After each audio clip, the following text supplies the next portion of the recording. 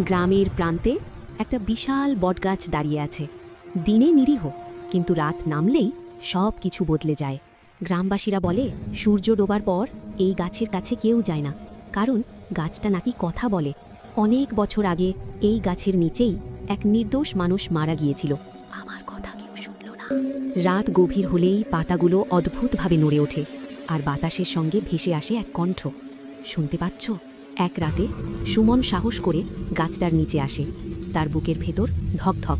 হঠাৎ একটা স্পষ্ট কণ্ঠ তার কানে এসে বলে, তুমি কি আমার কথা শুনবে? গাছের বাকল ধীরে ধীরে ফেটে যায়। ভেতর থেকে বেরিয়ে আসে মানুষের মুখ, চোখ ফাঁকা, ঠোঁট কাঁপছে।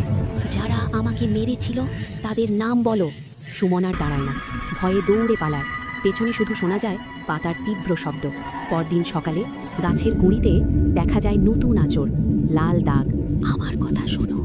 ভালো লাগলে সাবস্ক্রাইব, লাইক, শেয়ার করতে ভুলবেন না।